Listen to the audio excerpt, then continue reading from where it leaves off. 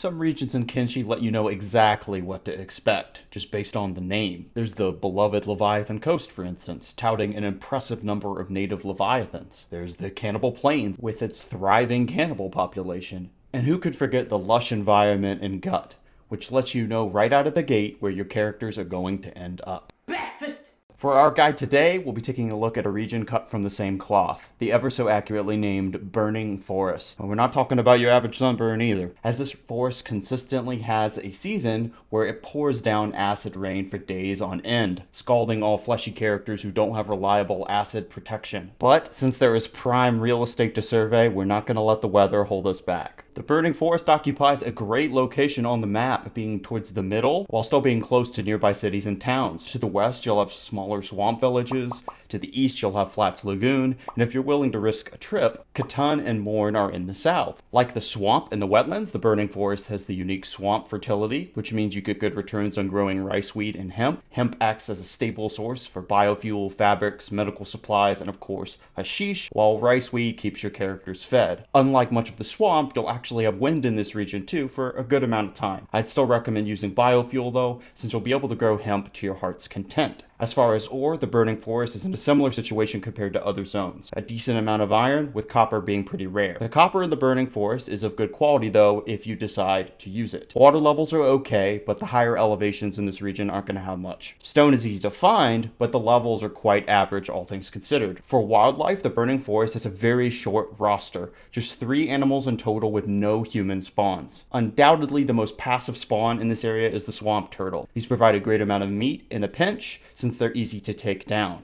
But if you feel bad for taking down swamp turtles because ooh, I'm right there with you. Once you get rice weed farms up and running, you won't have to worry about hunting swamp turtles. As for the swamp raptors and the spiders, they can present problems for a settlement. Swamp raptors will become a pest as soon as you start trying to grow crops, but until then, they're going to be passive. They spawn in sizable groups, but they're not that intimidating individually. If you're planning on tanning hide in the Burning Forest, then swamp raptors are your only source, and they drop 1 hide each. They also drop foul raw meat if you have animals you're looking to feed. Also, as a quick reminder, hive soldiers and hive worker drones will also eat foul raw meat, so it's not entirely useless. With swamp raptors only dropping 1 hide each, you might struggle to scale up leather manufacturing, but you will have enough leather for crafting the armor that you need. By far, your main concern, your main opposition, if you decide to settle in the Burning Forest, is going to be blood spiders. They spawn in large groups, deal a high amount of damage per bite, and their attack range resembles that of your daddy's belt on a Monday night. Combine all these things together with the fact that blood spiders have a very high spawn rate in the Burning Forest, and they don't drop any worthwhile loot, and what you have is just a incredibly annoying and dangerous enemy that is likely going to interrupt the productivity at your base. At face value, blood spiders have just about the lowest HP values you'll see in Kenshi, but their small hitboxes counteract this low HP pool that they have. If you try to take them out with ranged attacks, your characters are going to be very likely to miss, and this is going to mean a lot of friendly fire. I can't even tell you how many times one of my characters would be knocked unconscious, and based on the damage numbers,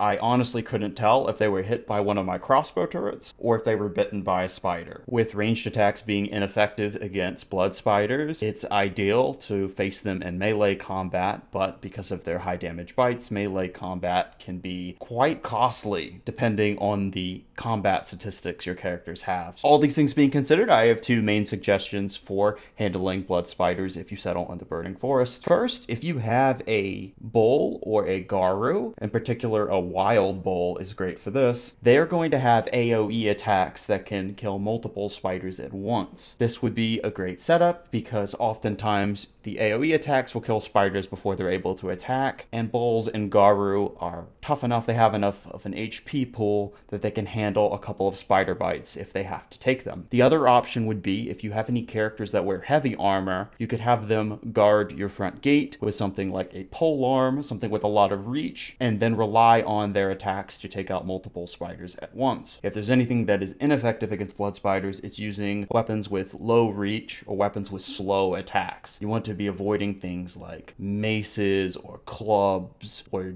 jits, because their slower weapon attacks are going to open you up to being bitten by the spiders. And heavy armor serves two purposes here. For one, you want as much harpoon resistance as you can on characters that are going to be fighting the spiders, because it's likely they're going to be hit by your turrets. And then also, heavier armors have high cut resistance, and that is the primary damage source for spiders. In terms of settlement recommendations, you may notice if you travel through the burning forest that the terrain is unaccommodating, with hardly any flat land being available. This makes it challenging to find a good location for a base, but you know I got your back. After scouting the region, these two locations stood out due to having a good amount of iron and decent enough space. Each of these locations is also close to swamp vendors to the west. You need to buy materials there when setting up. As far as what to prioritize when you're setting up a base in the burning forest, I'd say if you're settling here, you need to be manufacturing hashish if you want to get the most out of the location. Yes, you could tan leather. Yes, you could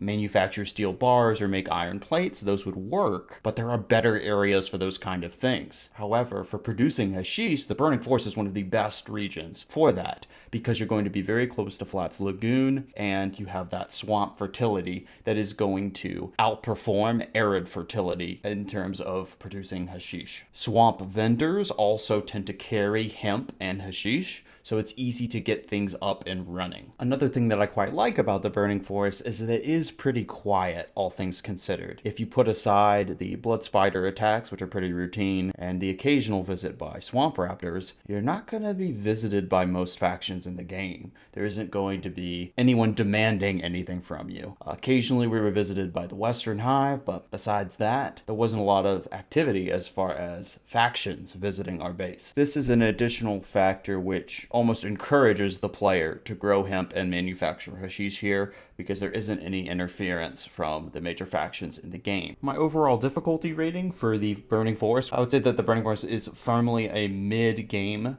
settle. You're going to want to have a good number of characters who know what they're doing in a fight if you want to settle the Burning Forest. Not quite as easy as a place like the Border Zone or even Shem, but not quite as difficult as some of the later game settles like Stove's Garden or Green Beach. Definitely a good place to grow some hemp though, if you don't want the government getting involved. If you're not all that interested in manufacturing hashish and you just want to train up your characters and make a lot of money while doing so, then I'd highly recommend settling the Bone Fields, because the Bone Fields is going to have very active wildlife. It will be a step above the difficulty of the Burning Forest, but there's no acid rain, and the wildlife is going to drop so much hide that you're going to be able to make a fortune off leather manufacturing if you settle there. I'll link the guide for the Bone Fields here. I'll see you all in the next one. Take it easy.